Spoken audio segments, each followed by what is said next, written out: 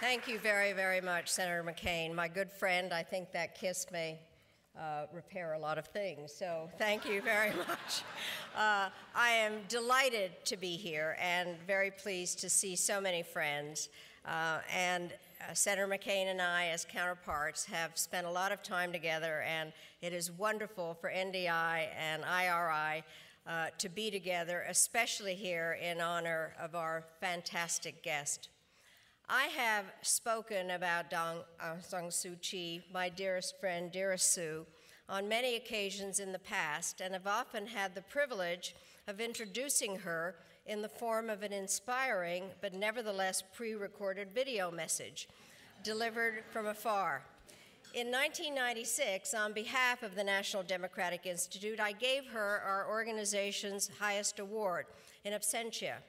And so tonight, I think I speak for us all when I say to this amazing woman, welcome to Washington, but what on earth took you so long?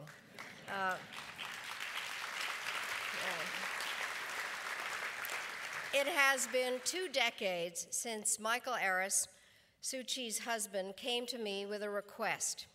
He asked me to inquire whether Václav Havel would be willing to draft a foreword to a collection of her writings, which of course he was thrilled to do. This was no big deal for me, but it was the beginning of a start of a very personal connection that has grown over time. In 1995, when I was America's ambassador to the United Nations, word arrived that Suu Kyi had been released from house arrest, and this was 5 years after the elections in which her party had triumphed, only to have the outcome subverted by the military. The Clinton administration saw her release as a hopeful sign, and so when given the chance to visit Burma, I quickly agreed. During a breakfast meeting at her home, Suu Kyi spoke about the issues that would come to dominate her agenda for years to come, including the need for a democratic opening, an amnesty for those unjustly imprisoned, a plan for economic renewal, and an end to government by fear. In the 17 years between that breakfast and this gathering, events did not move along the path we'd envisioned, either for her or for her country. Instead, there were more crackdowns, more years under house arrest, more personal tragedy, and periods in which people of lesser strength would have surrendered all hope. But the yearning for freedom is relentless, and so is Aung San Suu Kyi. In 2008, the ruling junta adopted a new constitution, and in 2010, elections were held. That balloting was far from democratic and seemed only to promise more of the same. Yet over the past year, a series of positive steps have been taken. These include a reduction in censorship, the legalization of labor unions, the release from prison of many democratic activists, and Suu Kyi's historic decision to re-enter active political process. And nothing shows better how hungry the Burmese people are for democratic leadership than the overwhelming support given to Suu Kyi's party in last April's parliamentary election. This week, as we welcome Aung San Suu Kyi to our shores, we should do her the courtesy of thinking beyond the drama of her personal story to the hopes of the people she is here to represent, not just the members of her own party, but all who desire a role in choosing their own leaders and shaping their own laws. We recognize that there remains a constitutional bias in Burma that favors the military. The judicial branch lacks all independence, and the legislative system is fragile.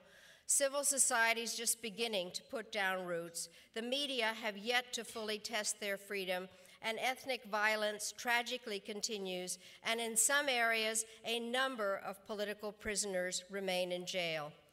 As Americans, it's not our job to chart Burma's direction, but we have a responsibility to help when and where we can. The people of that country should know that the West wants nothing more than to see a Burma that is free, independent, united, and prosperous. And that kind of future is far from assured, but the path to extraordinary progress is open, provided the nation's leaders have the courage to embrace change, the willingness to implement democracy, and the good sense to listen to the lady.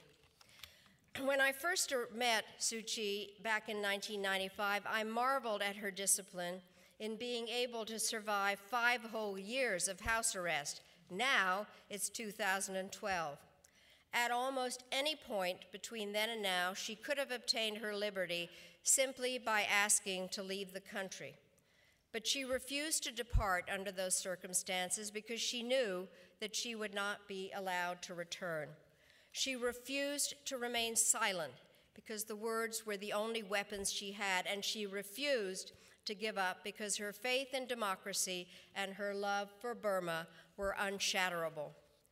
In the room we had breakfast 17 years ago, there was a huge picture of Burma's founding father, General Aung San. There was also a smaller photo of the general surrounded by his family, including a 2-year-old girl with deep, piercing eyes. In 1947, Aung San was assassinated, but his vision of a democratic Burma lives on in the eyes of that little girl, known to us now as a Nobel Prize winner, a member of parliament, and a source of inspiration to people everywhere who cherish freedom. In her recent address in Oslo, Suu Kyi spoke of the importance of kindness and the desire for harmony. For 2 decades, these qualities, though ever present in Burmese hearts, were pushed to the side of public life.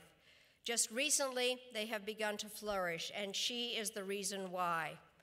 I'm looking forward very much to coming to visit you now that I'm off the blacklist, a place I earned with honor.